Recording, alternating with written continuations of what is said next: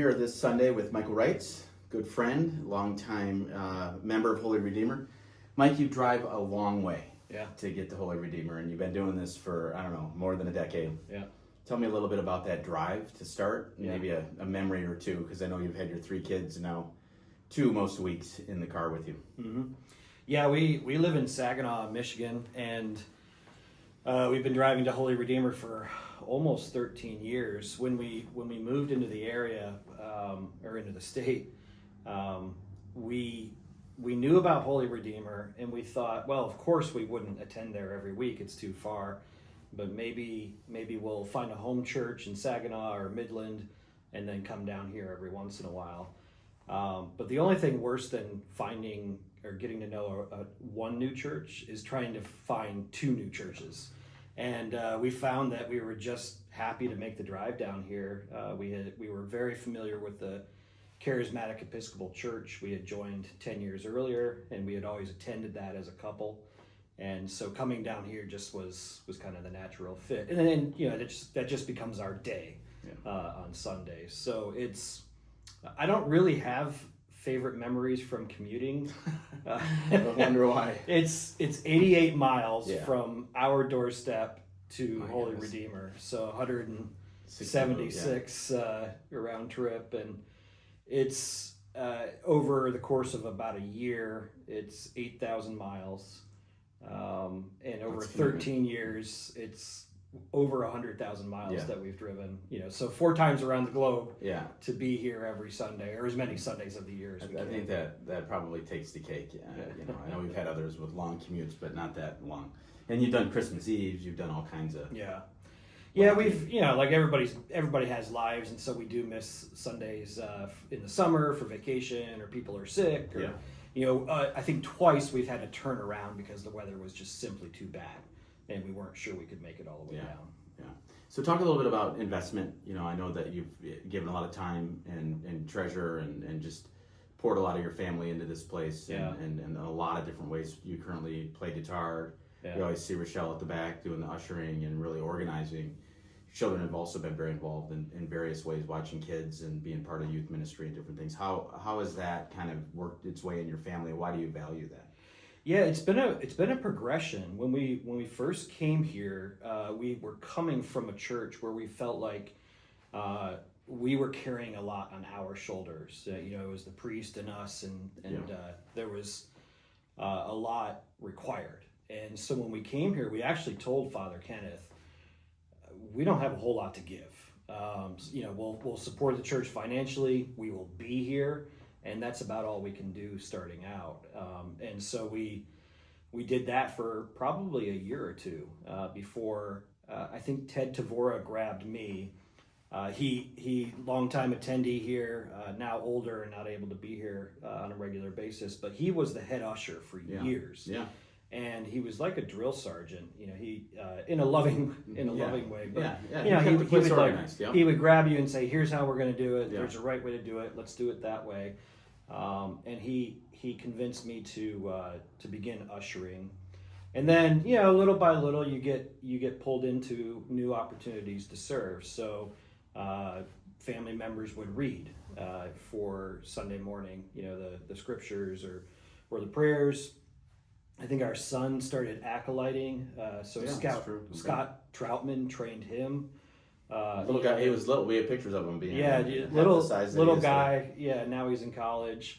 But Scott was just terrific about training people in the service. So little by little, you begin to find new ways to step up and serve. And then Scott becomes ill and passes away. Ted doesn't come here anymore. You discover that the understudy becomes the leader.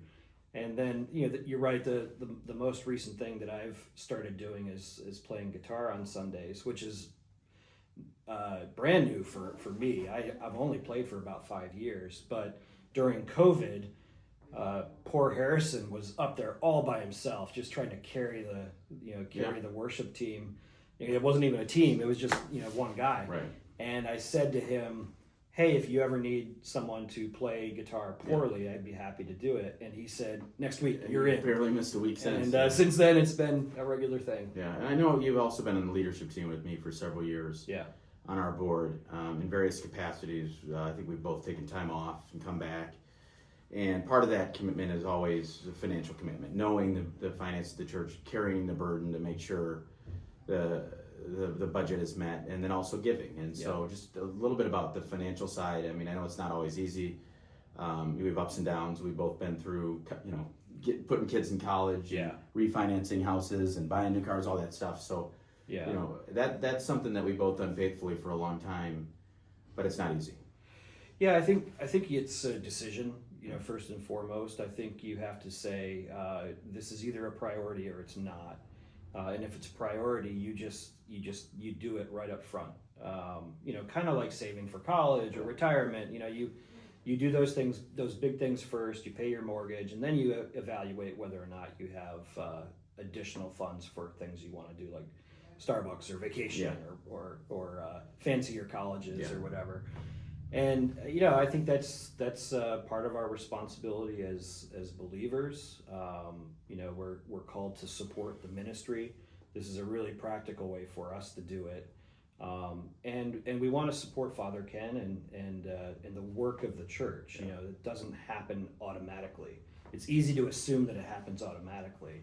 That we go out and we find those who are in need, and we find those who are suffering, and we minister to them. But none of that's automatic. It requires commitment.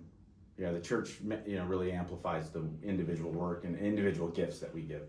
Yeah. So I know there were other things probably I asked you to talk about, but you really segue nice into. I'm going to just do a quick financial update and then quit the video.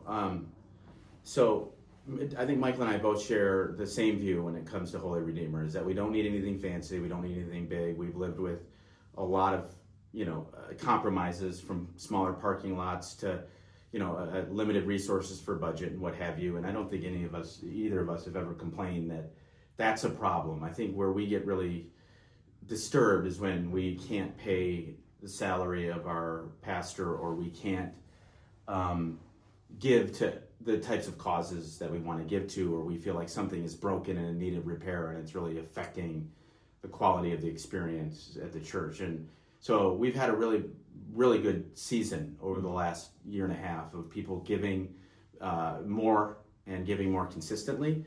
And that's helped us get a little bit ahead and make some serious commitments this year that we knew we'd have to make on faith. And two of them were, the first was to give Father Ken a raise. And I don't want to, harp on this. It's just what you do as an organization, is you look at the compensation of somebody and say, is it competitive? Is it fair? And we think we've gotten closer to that with the compensation that he now is getting. But that was a change we made. It had been more than a decade since we had changed his compensation as a church.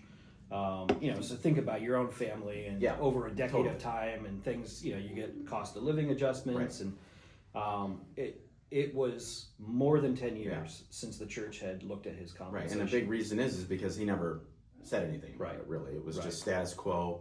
He'd find ways to speak or write and makes a little bit extra money where he could, but really it was making a lot of sacrifices on his part. So that's one thing. The other thing you mentioned at the beginning is the Charismatic Episcopal Church, which we're a part of, and we're really, really blessed to be a part of. They're somewhat of a governing oversight for us, but they're also a community that we're in that works throughout the world. And check out their website, get to know more about them. The bishop was here about a year ago when I got ordained. Mm-hmm. He'll be back in a couple months for Father Ken's anniversary celebration. He's a great guy, Bishop Brett, young, energetic, visionary. And it's not just him that we're investing into. We're investing into all these other churches that are starting up or sunsetting, and they need support. They need, we're committed to doing that. So that's extra obligation. I said at the beginning of the year in my first quarterly report that we were really, really encouraged by the giving trends. We actually saw a consistent rise in the regular giving, which is really important to us because we get outside gifts and then we get regular giving. And regular giving, it really, I think, hit an all-time high in the first quarter. Mm-hmm. And so we were feeling really good about meeting our goals. We still had a little bit of a gap, and I threw out a couple of figures that families could think about to give, and I'll put those in our annual report. But what happened in the second quarter is discouraging, to put a word on it. And we really saw a decline in giving. And there's two things that I want to say about that. Is one, the number is 30% decline.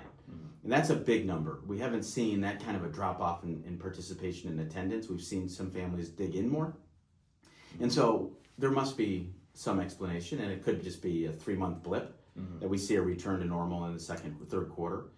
The other thing is that something else is going on, and we aren't getting the communication from key people who are willing to communicate with us and be transparent about what's going on in their finances or why there's another reason to not be giving. So I would ask that people reach out to Michael or myself, anyone else on the leadership team that you feel comfortable talking to just say, hey, we took a temporary pause, or we had to give less, or this is why we're not giving right now.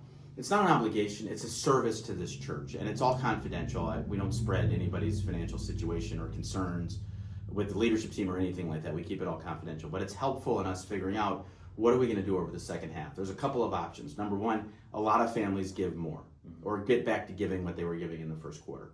Obviously, we have a bigger hole now that we dug for ourselves in the second quarter, and I can try to work with that with outside donors. But I think the first thing is for us to figure out, what is the goal? I know in my own journey, sometimes it's just being consistent. It's not being big. So sometimes the big checks are wonderful to give. They make me feel good. They make the church a little bit more advanced in its financial health. But sometimes it's just that consistency that I know that, the church needs to see.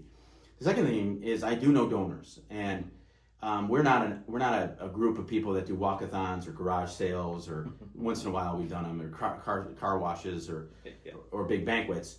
But we may be forced in the second half of the year to think about ways to bring in some funds that we normally wouldn't. And if you have ideas of people who are really good at that, we're going to need those ideas, because as it's tracking, we're probably about 25% behind the obligations that we need to meet. And all we did was bake in a 5% increase to the budget versus what we spent last year. That's not a big increase. When you think about a raise and significantly more going to our denomination, the 5% was really modest. And Ann Ellert's been really, really helpful in cutting and containing costs. So we've done a lot on the cost side to keep them in check. What we need to know in the second half that we can meet our budget. So first and foremost, as a leadership team, we are going to pray about this. We do believe we always are provided for. There will be a way. This is not a desperate call. This is more of a check-in. And second of all, that you pray and prayerfully consider what your participation is going to look like. Mike, I appreciate you doing the inaugural kind of interview with me. Yeah. I hope to do more with families in the church. If you'd like to tell your story a little bit, I'm here for it. You'll get your annual report with this video, biannual report or semi-annual report, midway report. Take a look at it. There's a letter in the front that does tell you some of the great things that are going on at Holy Redeemer. And then in the back is the call to action. Okay? Thank you very much, and have a great week. Thanks. All right. Sounds good, man. Let's make sure we got it. We could become